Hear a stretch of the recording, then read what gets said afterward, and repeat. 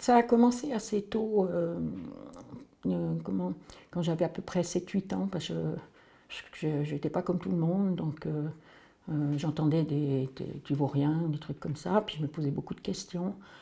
J'étais une personne très sensible, donc j'essayais de trouver une façon que mon papa m'aime, quoi, m'aime ou me regarde, ou me dise des choses du genre quand il y a un enfant, ma chérie, ma petite puce, enfin, des trucs comme ça, puis il s'est jamais venu.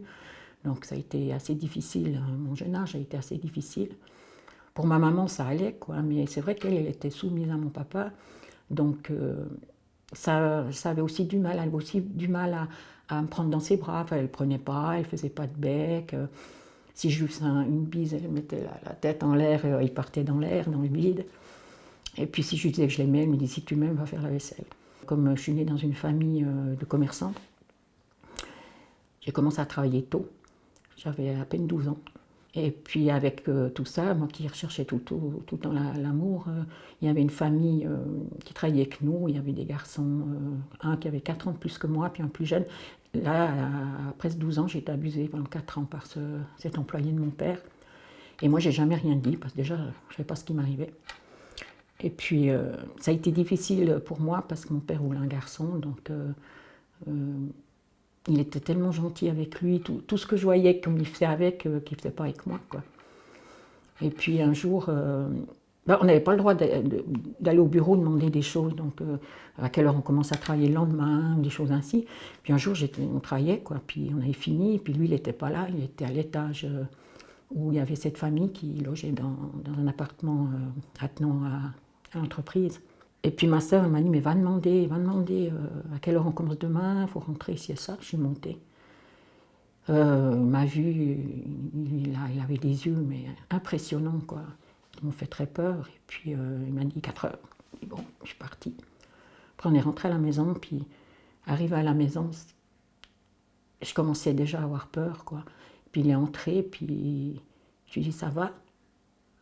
Puis il répondait pas. Il dit mais tu vas bien. Puis il a commencé à me taper avec les mains, avec les pieds. Que je suis tombée par terre, il continuait à me donner des coups de pied et tout, mais vraiment, ouais, ça a été très très dur. Il dit tu veux savoir ce que j'ai. Et puis voilà, quoi. Et je vois encore les images de ma maman qui était tétanisée là-devant, qui disait rien, ma soeur non plus. Si par exemple ma soeur elle m'embêtait ou qu'elle me tapait, il me disait que. Parce que moi je faisais rien, moi je voulais pas faire mal. Il me disait si tu reviens pas, elle revient pas, ta soeur a qu'autant de bleu que tu en as toi, je t'en mets une derrière. Et puis petit à petit, je le croyais. Je croyais que j'étais nulle, je croyais que j'étais moche. J'avais un peu de surpoids, donc je ne trouverais jamais de mari, enfin, des choses pas possibles de ce qu'il me disait, quoi. J'étais une catastrophe, il le disait dehors, il le disait partout, même aux inconnus. Il dit ah celle-là, bon rien celle-là, on ne fera jamais rien, c'est une catastrophe, une nullité. Tandis que sa sœur, alors elle c'est quelqu'un. Puis tout ça, ça m'a fait mal, quoi, ça m'a détruite quelque part. Et puis une fois, je me suis permise de prendre la dernière feuille de salade, j'en ai ramassé plein le museau, quoi.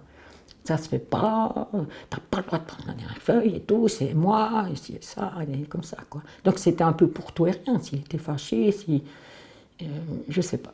Après, moi j'étais un peu son esclave, hein, on va dire, parce que je faisais tout ce qu'il me disait, je disais oui à tout,